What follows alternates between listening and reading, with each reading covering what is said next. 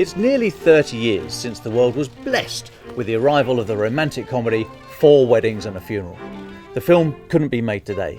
I mean, who wants to watch a foppish, middle-class British bloke bumbling around on screen making an arse of himself? I mention it because there are 5 things that might come to pass in the near future that could upset Vladimir Putin's war in Ukraine and make him wish he was watching endless repeats of the hilarious movie instead of starring in his own little-known sequel, 4 Funerals and a Wedding.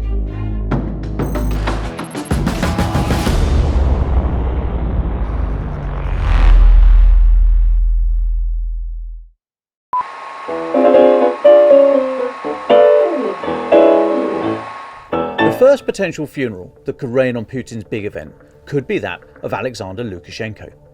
The leader of Belarus was looking decidedly peaky at the Victory Day parade in Moscow on May the 9th. And that wasn't just because he was disappointed at the lack of tanks. Sorry, Vladimir, I've got to stop doing that. Since then, though, rumours of Mr. Lukashenko's ill health have swirled around him like drones over the Kremlin. He was in Moscow this week, bizarrely promising nuclear weapons for anyone who joined what he described as the Union State of Belarus and Russia. Now, despite this clear and unequivocal demonstration of normality, and only a week after feeling it necessary to declare on state TV that he was, quote, not going to die, he reportedly collapsed and was whisked off to hospital for the entirely everyday and non-serious sounding procedure of blood purification.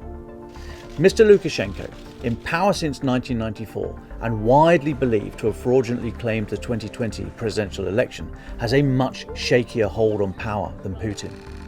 The Association of the Security Forces of Belarus, an organisation better known as BIPOL and created by former employees of Belarusian law enforcement and security agencies, actively opposes Lukashenko's regime, and in February this year was responsible for a very audacious drone attack on a Russian early warning plane at an airbase 10 kilometres south of Minsk. If Lukashenko died, there would undoubtedly be a popular uprising in Belarus. The exiled leader of the opposition and de facto legitimate president, Svetlana Tsikhanouskaya, told me so when I met her in London. That would give Putin a massive headache, as he would have to divert military resources to shore up his client regime in Minsk. The next potential funeral could be that of Iran's supreme leader, Ayatollah Ali Khamenei, who, if reports are accurate, is so ill he makes Mr. Lukashenko look like he's enjoying the first flush of youth. Iran is an increasingly paranoid regime that has no idea what to do when the supreme leader dies. It is thought to have a very worrying level of nuclear material and to have received from Russia technology regarding fighter jets and other dangerous stuff as payment for all the Shahed kamikaze drones it has supplied Moscow. All of which is troubling for Israel and Iran's near abroad, the latter taking a much greater interest in the Ukraine war now it might have real practical implications for them and isn't just about perfidious liberal Westerners banging on about values all the time. Iran and Russia are not best buddies, and their pragmatic relationship over the sharing of weapons and technology is largely held in place by the ailing Mr. Khamenei. Once he pops off, there's no guarantee Putin's supply of weapons will continue, especially if Tehran thinks it might need them in any future spat with Israel.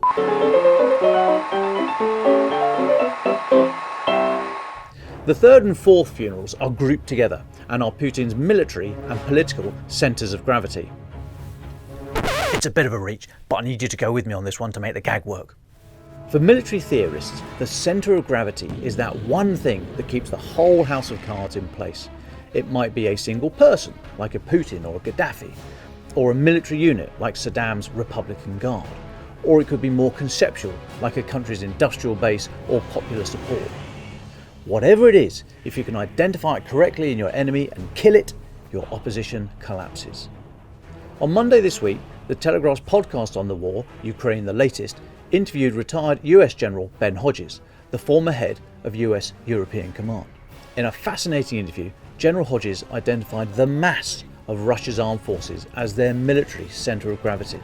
They don't have much quality, but what they do have is quantity, which is one of the reasons Ukraine has sought to wear them down and accepted for so long the fight in Bakhmut, long after it held any battlefield importance. Russia's political centre of gravity is Putin himself, but more than that, I think it is the deal he has with Russian society. Putin has essentially said to the Russian people, only I can provide you with security and keep the barbarians at the gates. Russian society will go along with that and accept the rubbish about Ukrainian Nazis and drug dealers for as long as Putin is able to project power and omnipotence. So the recent attacks, drones over Moscow here, border incursions there, railroad explosions, car bombs in St. Petersburg, all damage that image of security, power and control. Kill those things and Putin's in real trouble.